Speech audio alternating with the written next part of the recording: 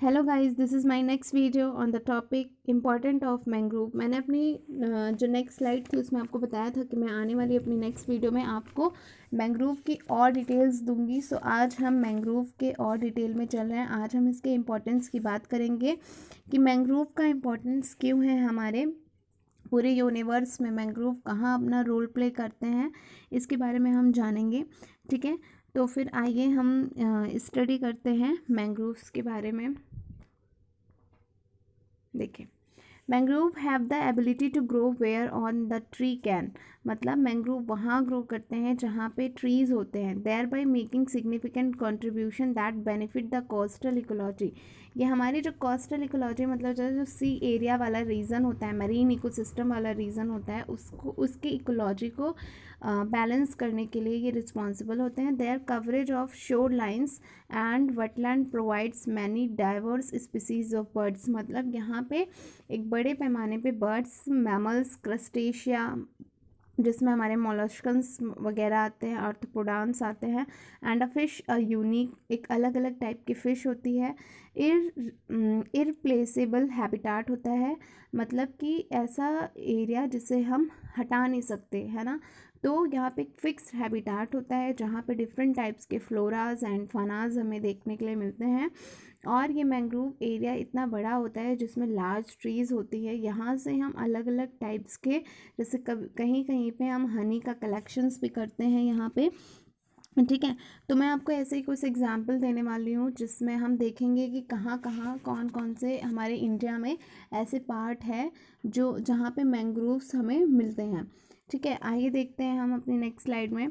They perform important ecological function like nutrient cycling, मतलब nutrient cycling मतलब क्या होता है, जो प्लांट्स होता है वो डायरेक्ट नाइट्रोजन नहीं ले सकता, इसलिए वो नाइट्रेट के फॉर्म में नाइट्रोजन को एब्जॉर्ब करता है रूट के थ्रू सॉइल से।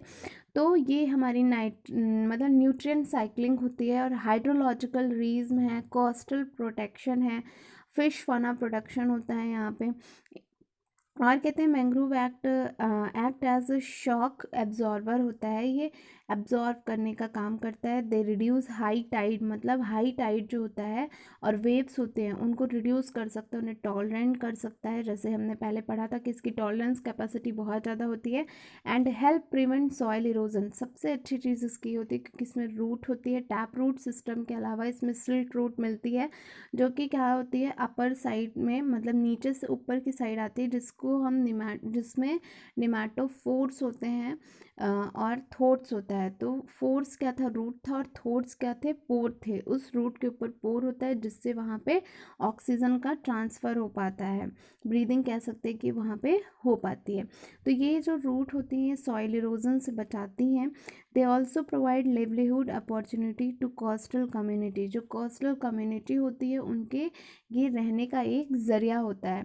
तो ये इकोलॉजिकल इम्पोर्टेंस है मैंग्रोव का। यहाँ देखें मैंग्रोव की कैसे थ्रेट हुई है, उसका क्या सॉल्यूशन हो सकता है। श्रिम्प फार्मिंग होती है, ये क्या होता है, by far the greatest threat to the world's mangrove forest is the rapidly expanding shrimp aquaculture industry. Aquaculture मतलब होता है मैंग्रोव का डिस्ट्रक्शन कब हुआ, मान लीजिए मरीन इकोसिस्टम है, वहाँ पे पानी की अवेलेबिलिटी है, तो क्या करते हैं जितने भी इंडस्ट्रियलिस्ट होते हैं वो वहाँ पे सोचते हैं कि हम यहाँ पे एक्वा कल्चरिंग कर देते हैं, मींस कोई भी ऐसी फार्मिंग कर दे जहाँ से उस मेरीन इकोसिस्टम के बेनिफिट से हमें एक कुछ नया प्रोडक्ट हमें गेन हो सके, उससे हमें इकोनॉमिकली बेनिफिट हो सके। तो इकोनॉमिक बेनिफिट होने मतलब लेने के कारण हम अपने इकोलॉजी को, इन्वायरमेंट को, इकोसिस्टम को पूरा डिसबैलेंस कर देते हैं।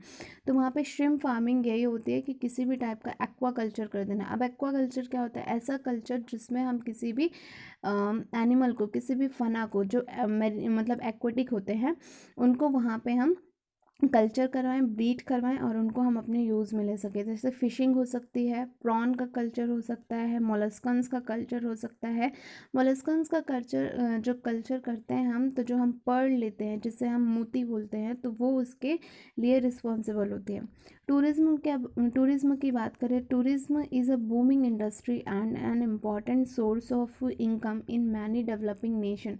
अलग अलग नेशन में जो टूरिज़्म होता है वो अपने आप को और अट्रैक्टिव बनाते हैं। जहाँ मतलब पर्टिकुलर एरिया, जैसे मान लीजिए इंडिया में जम्मू एंड कश्मीर है, वो वहाँ पे जो डच लेक है वो काफ़ी ज़्यादा इंटरेस्टिंग है, मतलब देखने में काफ़ी अच्छी लगती है। तो वो क्या करती है, टूरिस्ट को अपने साइड काफ़ी ज़्यादा अट्रैक्ट करती है। तो वहाँ पे जितनी भी और चीज़ें हैं जो नेचुरल चीज़ें हैं उन्हें हम थोड़ा सा डिगार्ड करके कुछ नया वहाँ पे और अट्रैक्टिव कर देते हैं, जिससे तो टूरिज़्म तो अच्छा हो जाता है बट वहाँ का इकोसिस्टम पूरा डिसबैलेंस हो जाता है।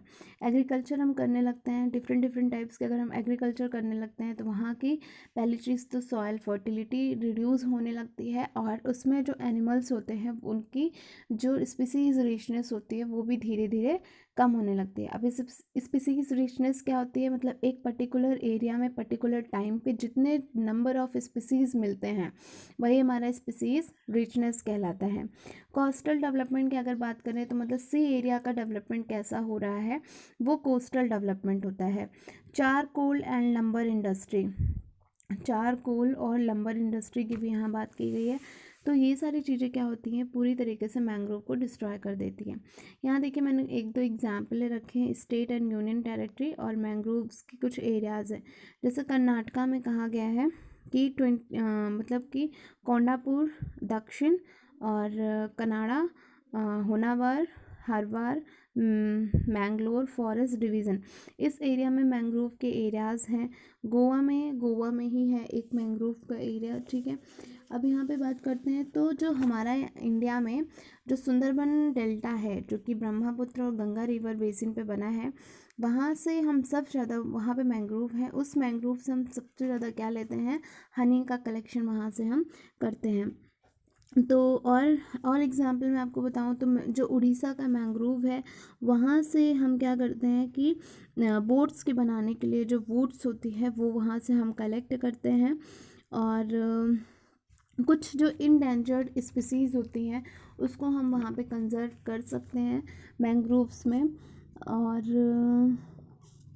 और क्या हो सकते हैं यहाँ पे, हाँ, जो यहाँ पे बार्क होते हैं मैंग्रोव्स की, जो बार्क होती है वो एक बहुत ही इम्पॉर्टेंट रिच सोर्स होती है। किसका, टेनिन का क्या होता है, बहुत ही इम्पॉर्टेंट रिच सोर्स होता है टेनिन का, जिसे हम यूज़ करते हैं लेदर इंडस्ट्री में।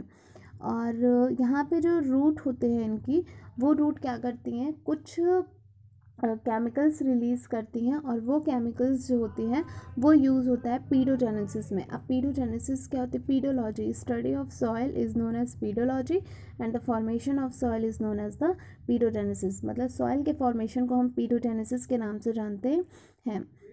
यहाँ पे दो ऑर्गेनाइजेशन होता है डिफरेंट टाइप का, जो कि एक होता है IUCN और एक होता है WWF।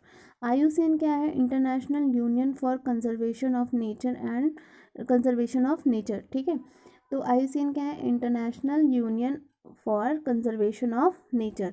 इसका जो वो है हेडक्वार्टर है वो कहाँ है, ग्लैंड स्विट्ज़रलैंड में है। ग्लैंड स्विट्ज़रलैंड में IUCN का एग्जाम्पल मतलब सॉरी हेडक्वार्टर है।